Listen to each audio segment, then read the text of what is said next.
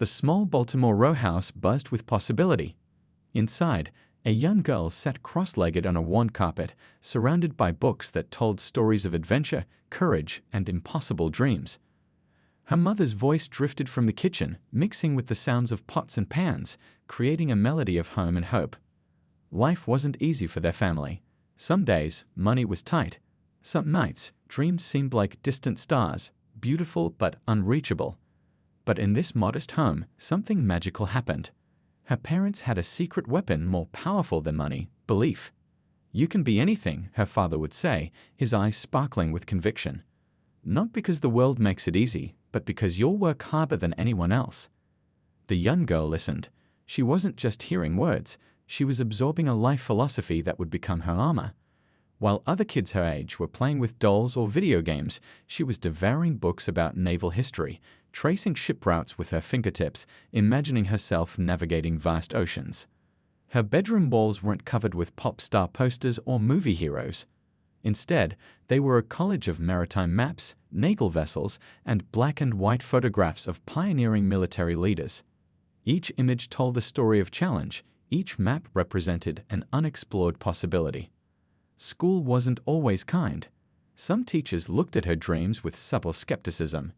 "The military, that's not a typical path for someone like you," their eyes would say, even when their lips remained polite. But she learned early that other people's limitations were just that, other people's limitations. Her grandmother, a woman who had lived through segregation and witnessed incredible social changes, would sit her down and share stories. "Every barrier is just a door waiting to be opened," she'd say, her weathered hands gentle but strong. "And sometimes you need to knock a little louder." Weekends became her training ground. While other kids relaxed, she was studying. Physical fitness became a passion. She'd run extra miles, do additional push-ups, challenge herself when no one was watching. Her discipline wasn't about proving something to others, it was about proving something to herself. Her family wasn't wealthy, but they were rich in something far more valuable: understanding. They recognized her unique spark, that indefinable quality that makes someone see beyond current circumstances. They didn't just support her dreams, they challenged her to make them real. Her mother worked multiple jobs, her father maintained a steady job at a local factory. They weren't just providing, they were demonstrating. Every extra hour worked was a lesson in dedication. Every sacrifice was a silent message: dreams require commitment. She wasn't a perfect student, but she was a determined one. Grades mattered, but so did character. Her parents taught her that success wasn't just about individual achievement, but about lifting others. "True leaders," her father would say, "create more leaders." The Navy wasn't just a career option for her, it was a calling. She saw it as a place where skill, discipline, and teamwork could transform individual potential into collective achievement. While her peers talked about pop culture and weekend plans, she was reading maritime strategy books and understanding geopolitical complexities. Her world was small: a Baltimore row house, a local school, a tight-knit community. But her vision was expansive. She understood something profound. Limitations are often just illusions we create for ourselves. As she grew, the dream became clearer. The Navy represented more than a military branch. It was a pathway to challenge systemic barriers, to prove that potential has no color, no gender, no predefined boundaries.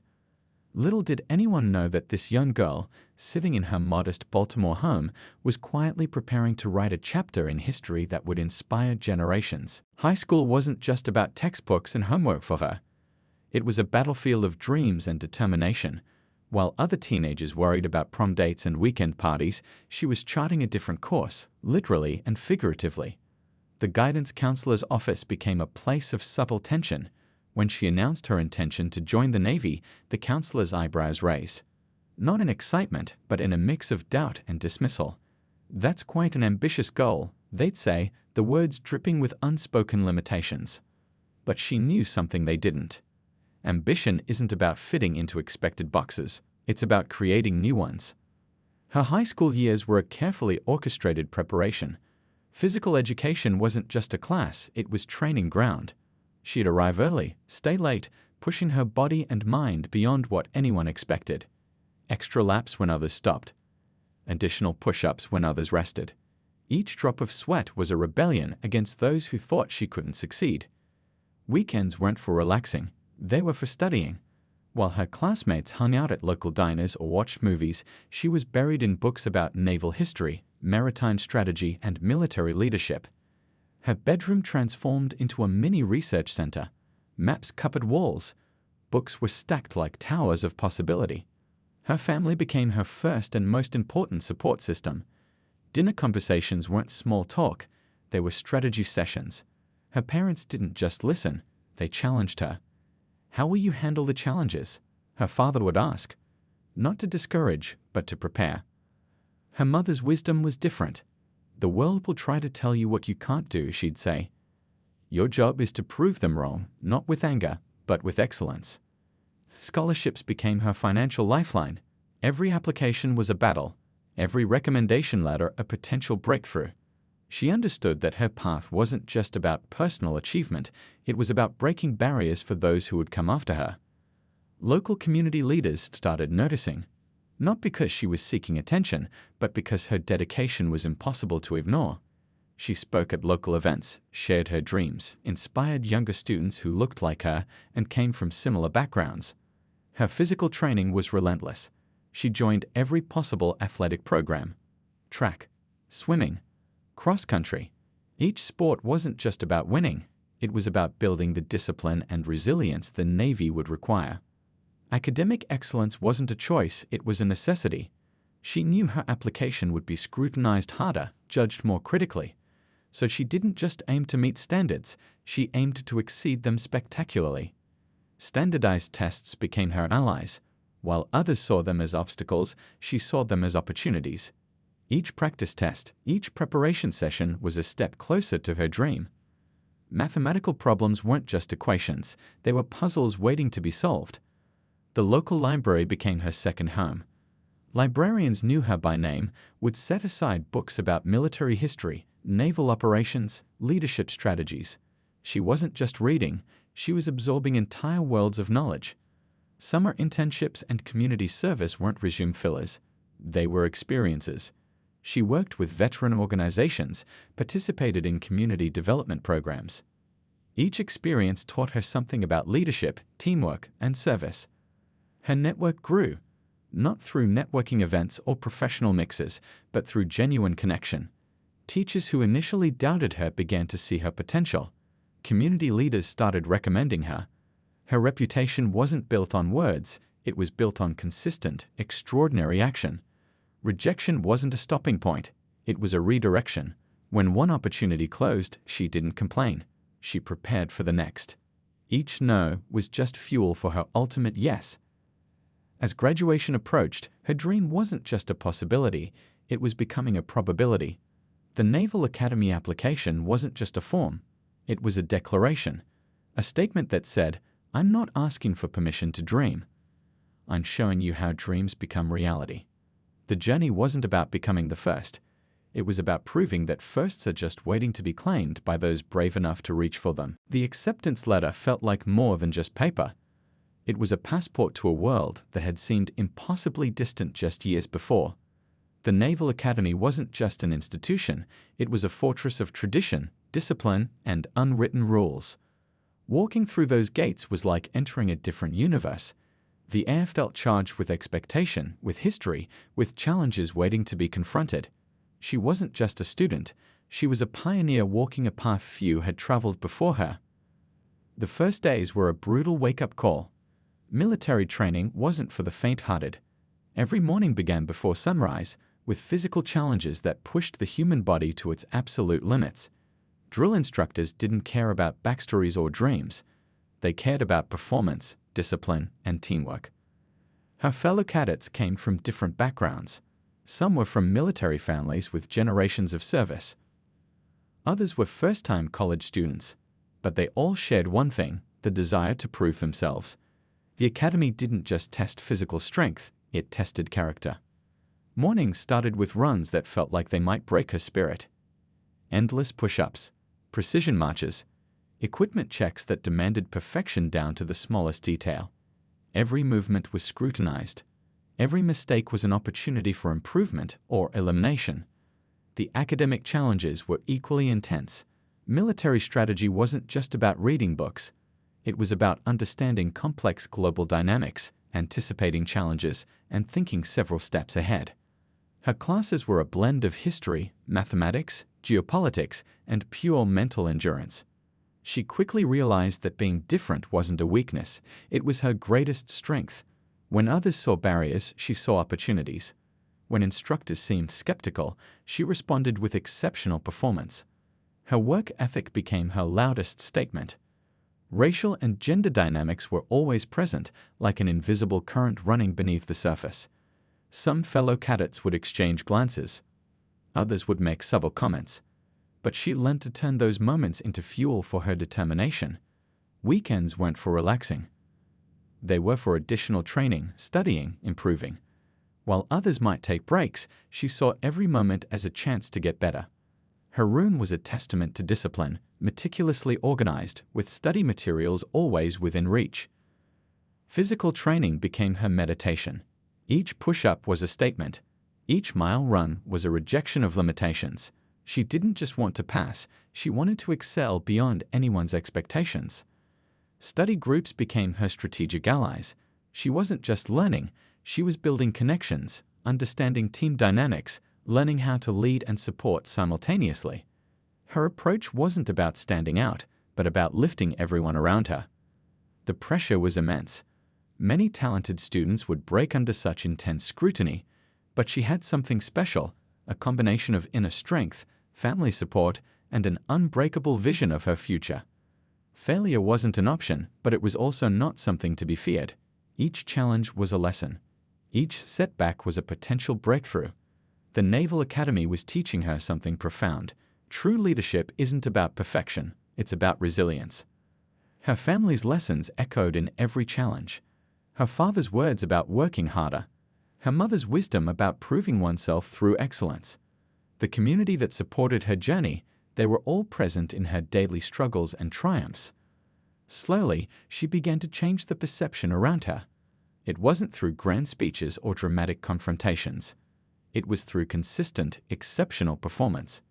Instructors who initially seemed skeptical began to recognize her potential.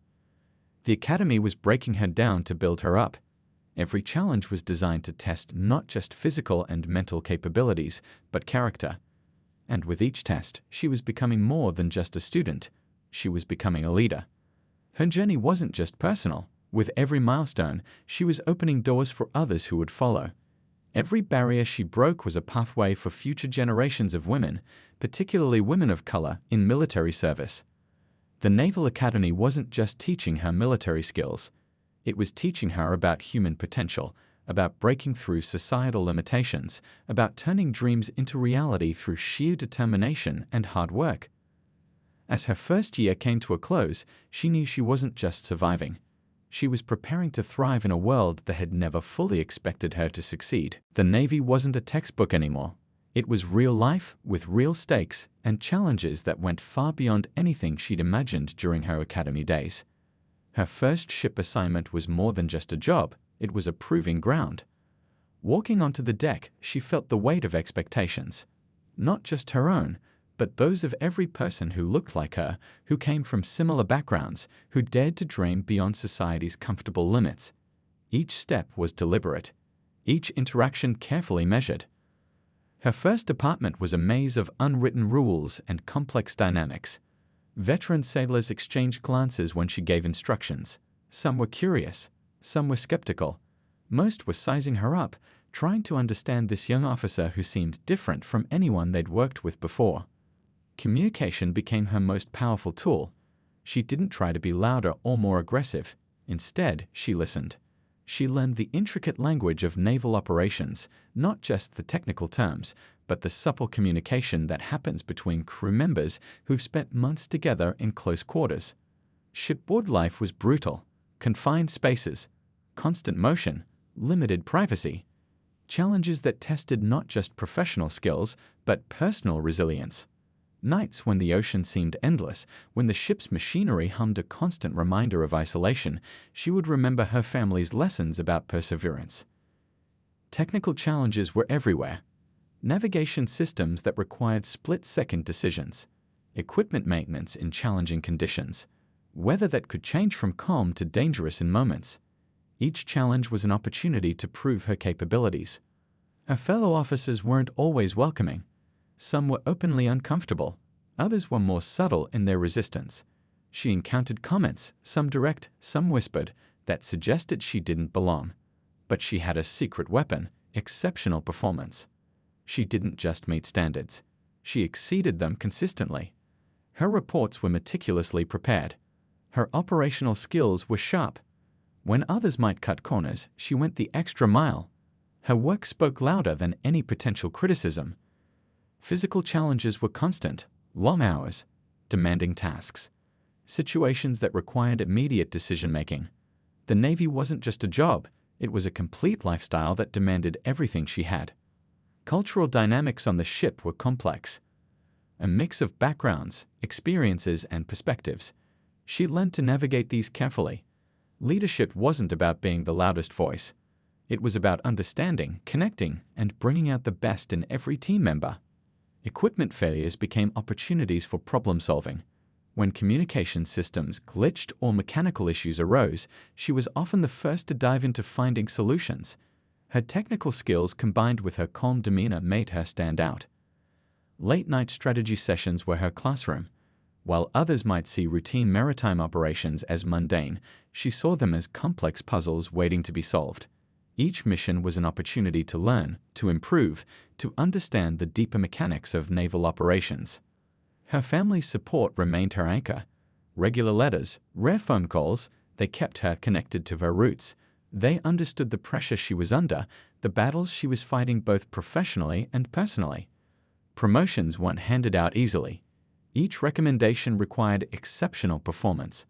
She knew her work was being scrutinized more closely than her colleagues. Where others might have felt defeated, she saw an opportunity to shine even brighter. Cultural sensitivity became her strength. Understanding different perspectives, bridging communication gaps, creating an environment of mutual respect. These were skills that went beyond technical naval training. The ocean became more than a workplace.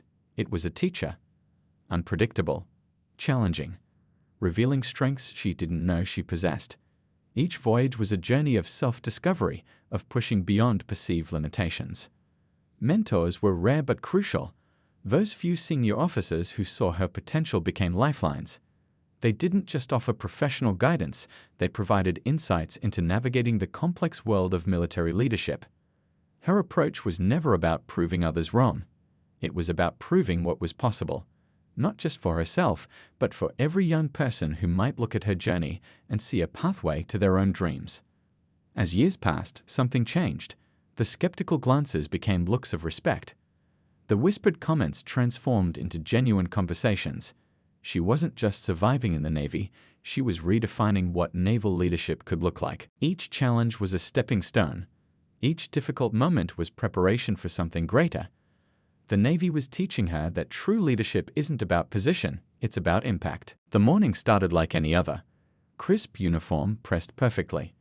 Medals reflecting years of dedicated service. She was no longer the young cadet dreaming of naval leadership. She was a high-ranking officer with a reputation that preceded her. The military base was a labyrinth of protocols, checkpoints, and unspoken hierarchies. Most days, she moved through these spaces with the confidence of someone who belonged. But today would be different. Today would challenge everything she thought she knew about perception and respect.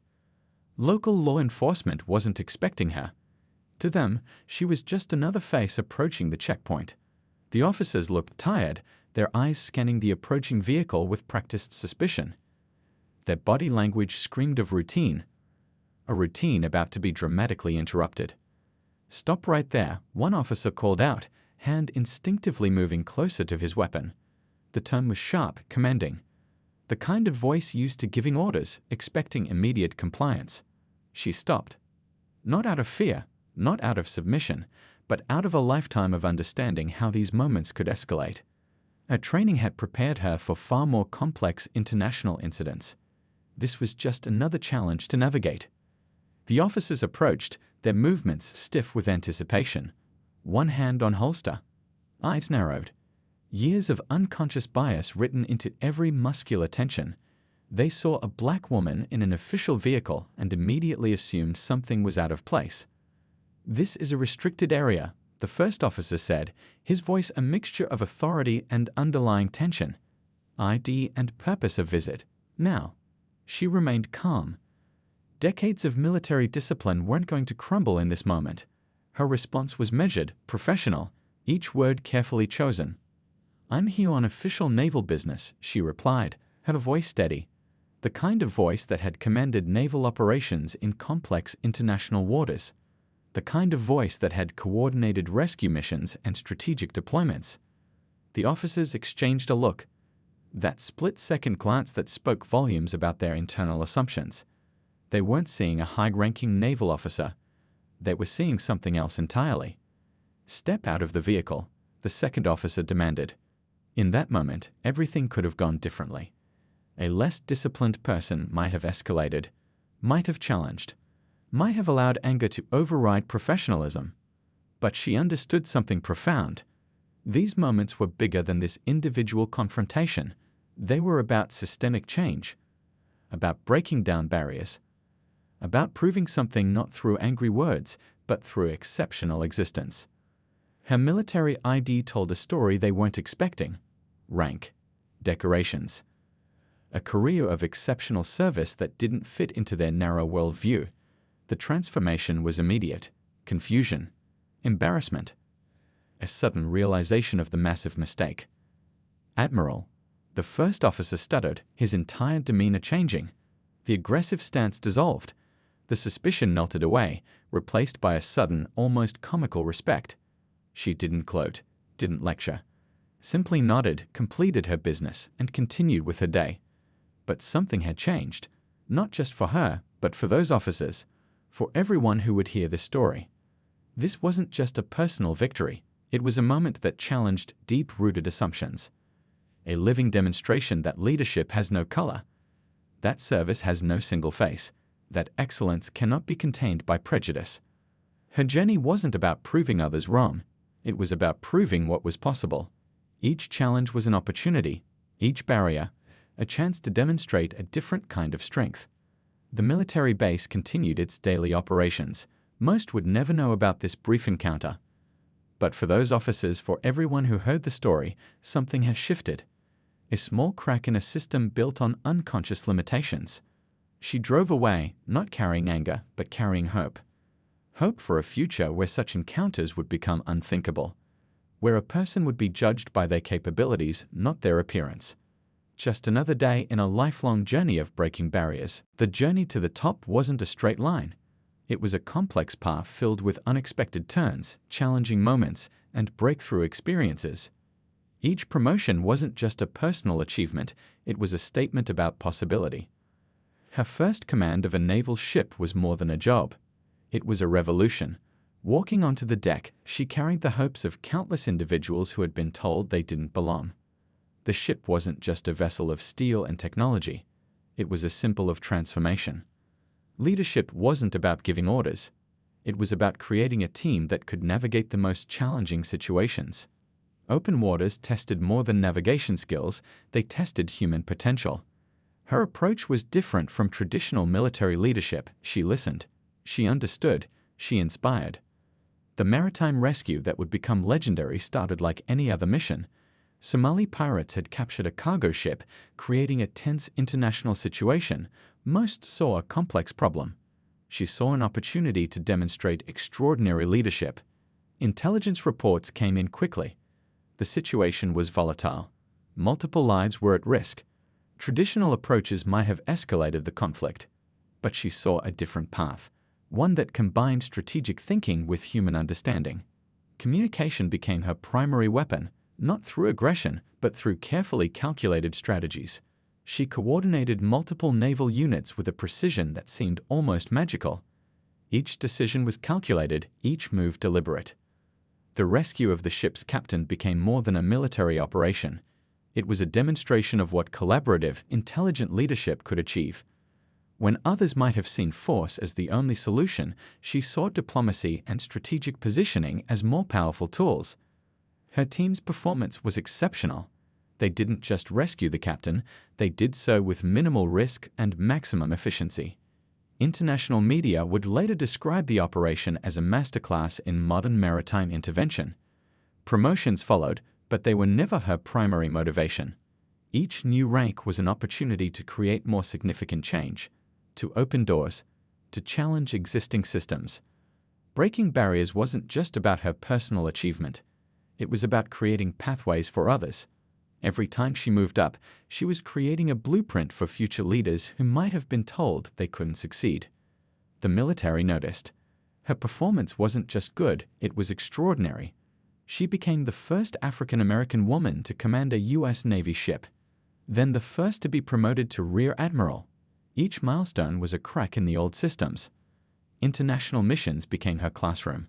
She understood that modern naval leadership was about more than military might. It was about understanding complex global dynamics, about building relationships, about seeing beyond immediate challenges. Her approach to leadership was holistic. She didn't just manage missions, she developed people.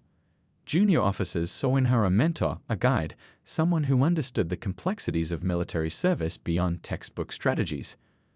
Technical expertise was her foundation, but emotional intelligence was her superpower.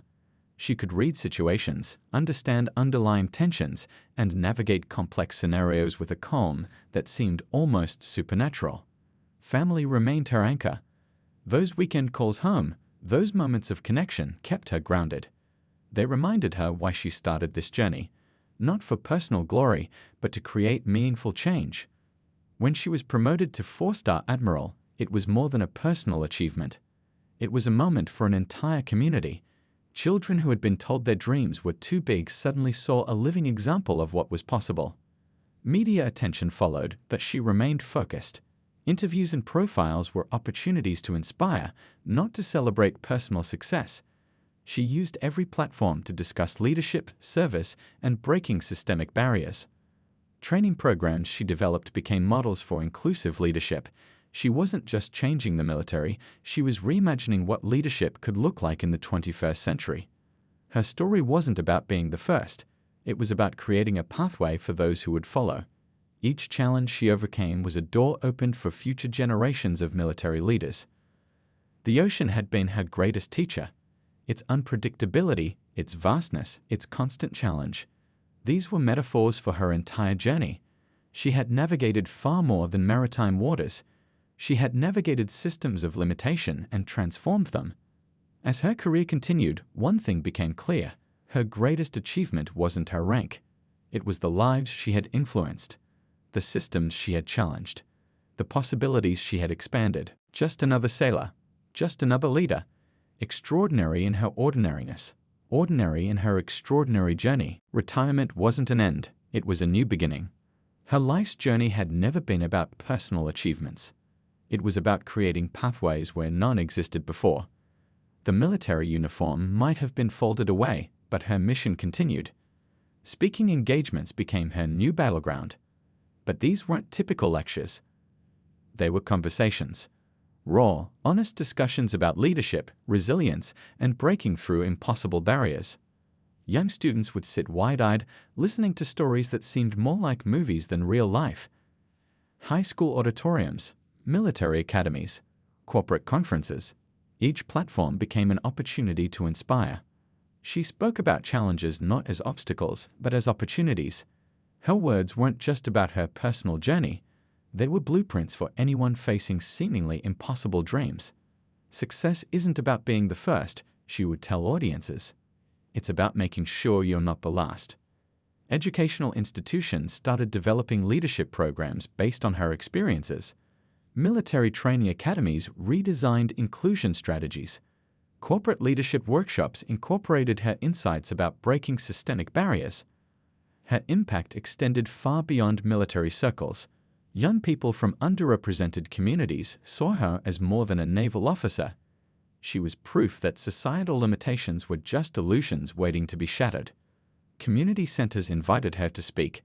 She didn't just share stories, she created mentorship networks. Scholarship programs emerged. Leadership development initiatives took shape. Her legacy was becoming institutional. Writing became another powerful tool. Her autobiography wasn't just a personal narrative. It was a roadmap for anyone who had ever been told you can't. Universities started using her story in leadership and diversity curriculum. Research papers analyzed her approach to breaking institutional barriers. Her life became a case study in transformational leadership. Government agencies began reviewing inclusion policies.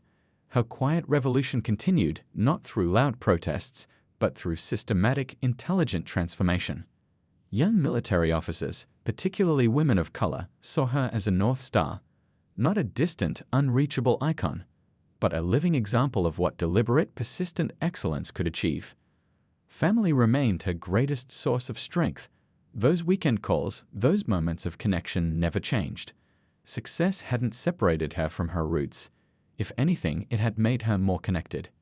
International organizations started consulting her on leadership and diversity strategies. She wasn't just sharing personal experiences, she was providing strategic frameworks for institutional change. Museums began documenting her journey, not as a distant historical exhibit, but as a living, breathing testament to human potential. Her message was simple but powerful: barriers are just opportunities waiting for the right approach. Leadership isn't about position, it's about creating positive change. Speaking at military academies, she would look into young cadets' eyes and see reflections of her younger self. Dreams waiting to be unleashed, potential waiting to be discovered. Awards and honors continued to arrive, but she treated them like tools, not trophies. Each recognition was an opportunity to amplify her message of inclusive leadership. Women's leadership conferences invited her as a keynote speaker. Corporate diversity programs sought her insights. Her influence spread far beyond military boundaries. The next generation was listening, and they were not just listening, they were learning. They were planning. They were preparing to continue the journey she had courageously started. Her legacy wasn't about being the first. It was about ensuring others could follow.